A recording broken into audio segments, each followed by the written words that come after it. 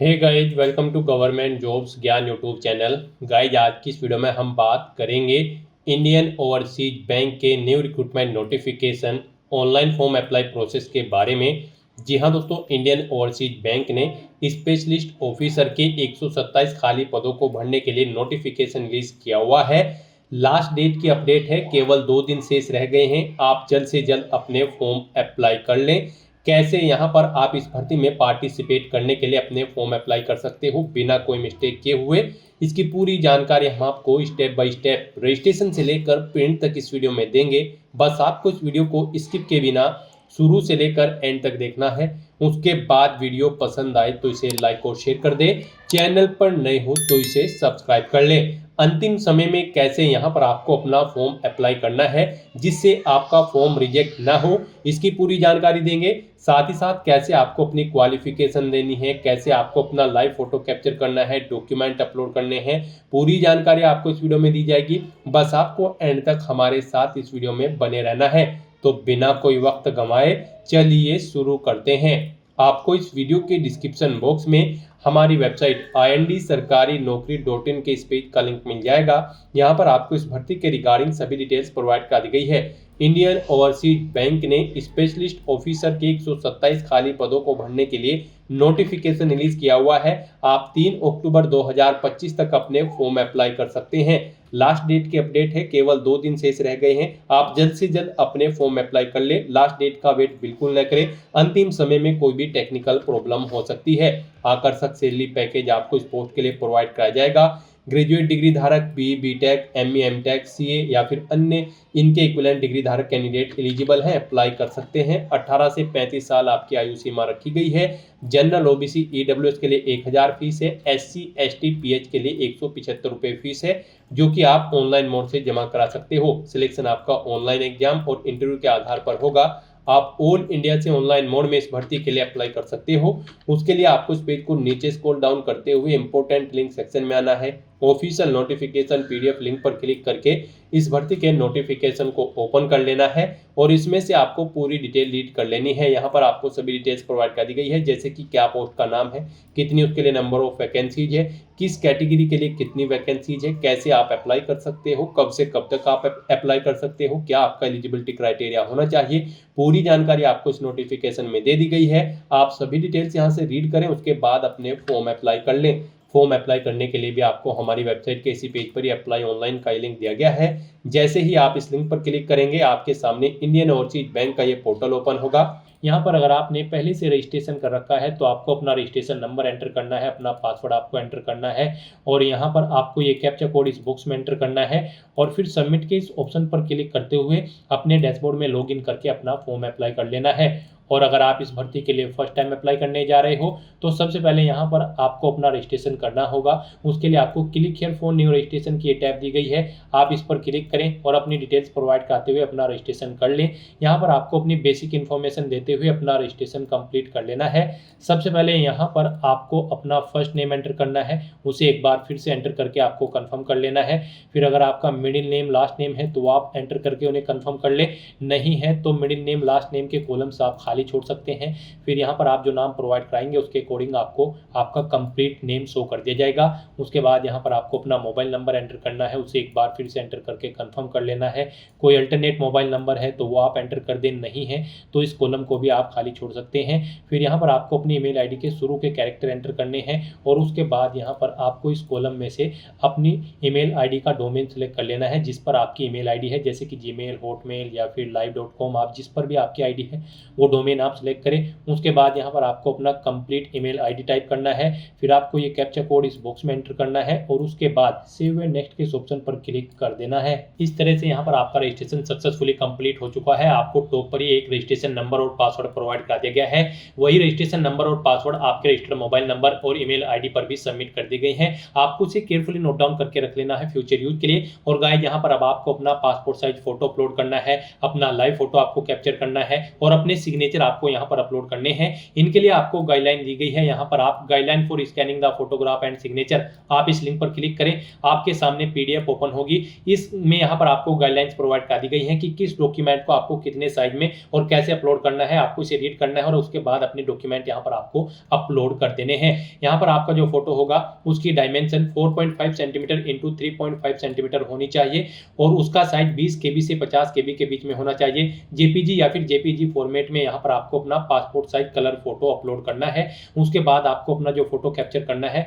उसे कैप्चर करते समय आपको कुछ चीज़ों का ध्यान रखना है। जैसे कि जब आप अपना फोटो कैप्चर करेंगे तो उस स्थान पर प्रॉपर वे में लाइट होनी चाहिए जब आप अपना फोटो कैप्चर कर रहे होंगे उस स्थान पर, और सिंपल प्लेन बैकग्राउंड आपका होना चाहिए और आपको सीधा कैमरे की तरफ फॉरवर्ड वे में देखना है। और फोटो कैप्चर करते समय यहाँ पर आपको अपने चेहरे पर कोई मास्क नहीं लगाना है, कानों में ईयरफोन्स वगैरह नहीं लगाने हैं, चेहरे पर कोई चश्मा वगैरह नहीं पहनना है। इन चीज़ों को ध्यान में रखते हुए आपको अपना लाइव फोटो कैप्चर करना है। फिर यहाँ पर आपको अपने सिग्नेचर अपलोड करने हैं। सिग्नेचर की डायमेंशन आपकी 140 इंटू 60 पिक्सल होनी चाहिए। 10 KB से 20 KB के बीच में आपके सिग्नेचर होने चाहिए। कैपिटल लेटर्स में आपके सिग्नेचर नहीं होने चाहिए। व्हाइट पेपर पर ब्लैंक इंक पेन से आपको अपने सिग्नेचर करने हैं। तो इन गाइडलाइंस को ध्यान में रखते हुए आपको अपने डॉक्यूमेंट यहाँ पर ये अपलोड करने हैं। इन्हें अपलोड करने के लिए आपको चूज फाइल के ऑप्शन पर क्लिक करना है, फाइल को सिलेक्ट कर लेना है और अपना पासपोर्ट साइज कलर फोटो यहाँ पर आपको अपलोड कर देना है।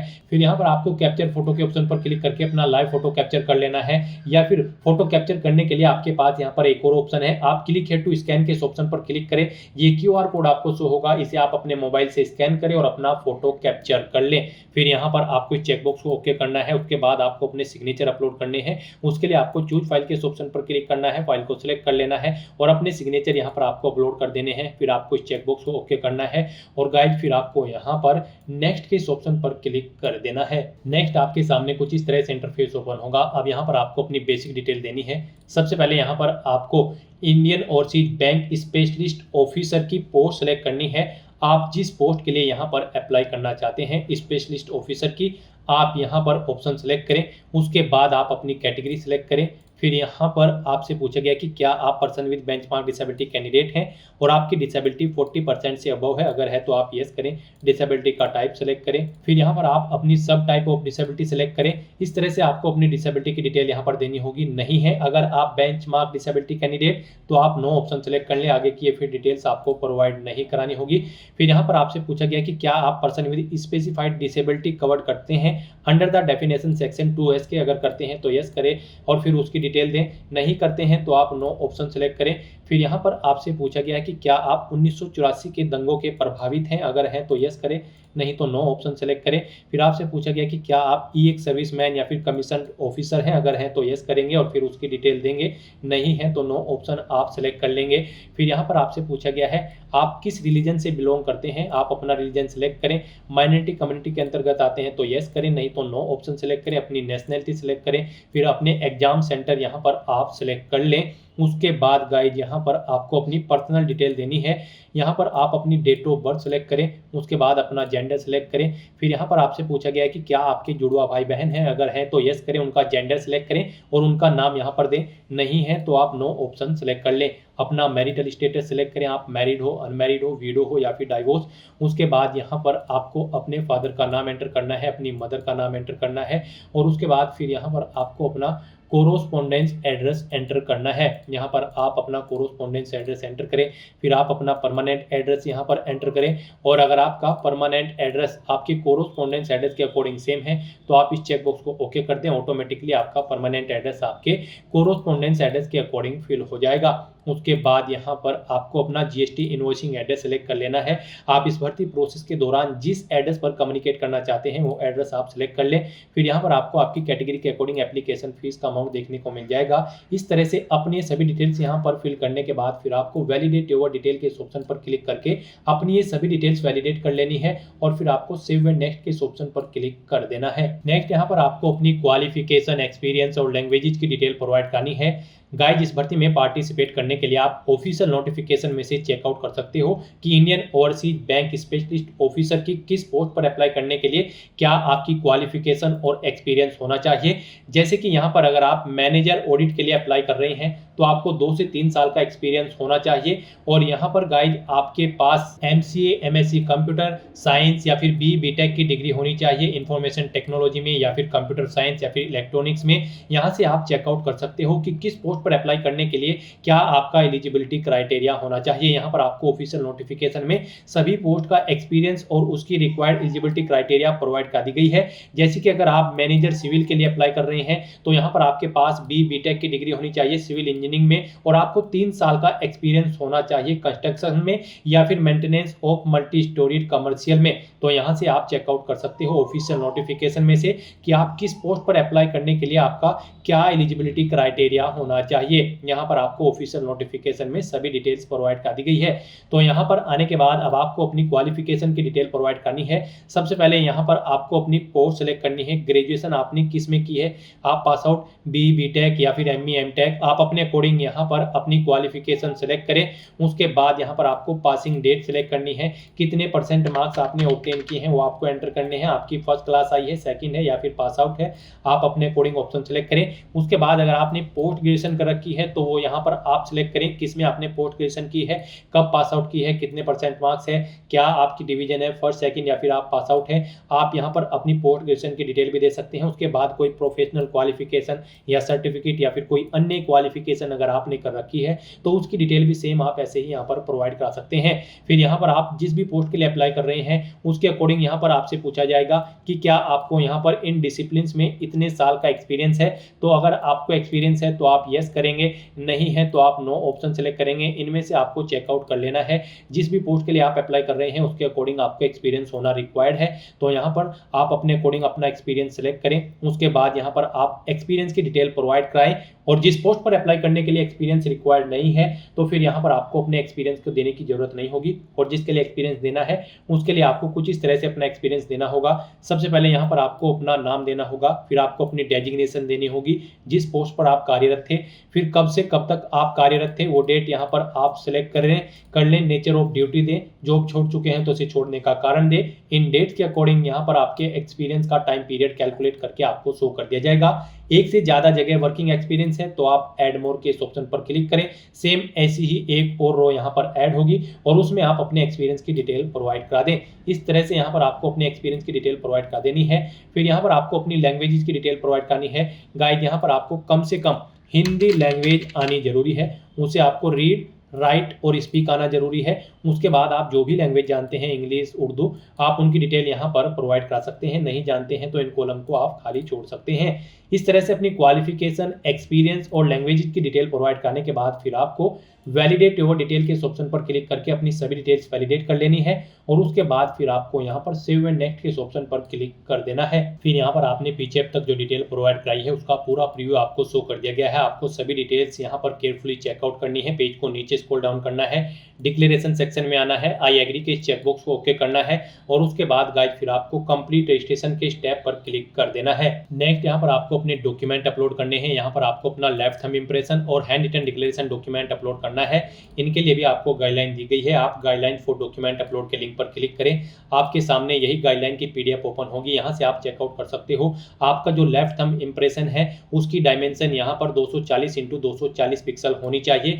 20 KB से 50 KB आपकी फाइल का साइज होना चाहिए। JPG या फिर JPEG फॉर्मेट में होनी चाहिए। और जो आपका हैंड रिटन डिक्लेरेशन डॉक्यूमेंट है उसकी डायमेंशन 800 × 400 पिक्सल होनी चाहिए। और यहाँ पर 50 KB से 100 KB के बीच में उस फाइल का साइज होना चाहिए। JPG या फिर JPG फॉर्मेट में आपकी ये फाइल होनी चाहिए। तो यहाँ पर आपको अपने डॉक्यूमेंट्स को अपलोड करने के लिए चूज फाइल के ऑप्शन पर क्लिक करना है, फाइल को सिलेक्ट कर लेना है और फिर यहाँ पर उन्हें आपको अपलोड कर देना है। उसके बाद आपको ये कैप्चा कोड इस बॉक्स में एंटर करना है और फिर गाइज आपको सेव एंड नेक्स्ट के इस ऑप्शन पर क्लिक कर देना है। नेक्स्ट आपके सामने कुछ इस तरह से इंटरफेस ओपन होगा। अब यहाँ पर आप एप्लीकेशन प्रिंट के इस लिंक पर क्लिक करके अपने एप्लीकेशन फॉर्म का एक हार्ड कॉपी प्रिंट आउट ले सकते हो। और यहाँ पर गाइज अब आपको आपकी कैटेगरी के अकॉर्डिंग एप्लीकेशन फीस का अमाउंट शो कर दिया गया है। अगर आप जनरल, OBC या फिर EWS कैंडिडेट हैं तो आपको 1000 रुपये फीस के रूप में जमा कराने होंगे। और अगर आप SC, ST, PH कैंडिडेट हो तो आपको मात्र 175 रुपये फीस के रूप में जमा कराने होंगे। तो यहाँ पर अब आपको अपना फीस पेमेंट करना है। यहाँ पर अब आप इस QR, इस कैप्चा कोड को इस बॉक्स में एंटर करें और उसके बाद आप सबमिट के इस ऑप्शन पर क्लिक कर दें। फिर यहाँ पर आपको फीस पेमेंट के इंटरफेस पर डायरेक्ट कर दिया जाएगा। यहाँ पर आप debit card, credit card, net banking, wallet, cash card, QR या फिर यूपीआई के माध्यम से अपना फीस पेमेंट कर सकते हो। यूपीआई यहाँ पर आपके लिए बेस्ट और इजी ऑप्शन रहेगा। आप यूपीआई के ऑप्शन पर क्लिक करें, मेक पेमेंट के ऑप्शन पर क्लिक करें, प्रोसीड विद पेमेंट के ऑप्शन पर क्लिक करें। यूपीआई से भी फीस पेमेंट करते हुए आपको दो ऑप्शन देखने को मिलेंगे। यहाँ पर आप अपनी यूपीआई आईडी के थ्रू अपना फीस पेमेंट कर सकते हैं। आप अपनी यूपीआई आईडी यहाँ पर एंटर करें, मेक पेमेंट के ऑप्शन पर क्लिक करें और अपना फीस पेमेंट कर दें। या फिर गाइस आप क्लिक हेयर टू स्कैन के ऑप्शन पर क्लिक करें, ये क्यूआर कोड आपको शो होगा, आप इसे अपने यूपीआई से स्कैन करें और अपना फीस पेमेंट कर दें। सक्सेसफुली फीस पेमेंट करते ही यहाँ पर आपका एप्लीकेशन फॉर्म सबमिट हो जाएगा।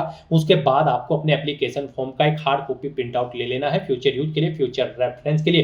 तो दोस्तों ऐसे आप Indian Overseas bank specialist officer की इस भर्ती के लिए अपने फॉर्म अप्लाई कर सकते हो बिना कोई मिस्टेक किए हुए। आज की इस वीडियो में बस इतना ही। आई होप ये वीडियो आपको पसंद आई होगी। अगर पसंद आई हो तो इसे लाइक और शेयर करें, चैनल पर नए हो तो इसे सब्सक्राइब कर लें। Thanks for watching.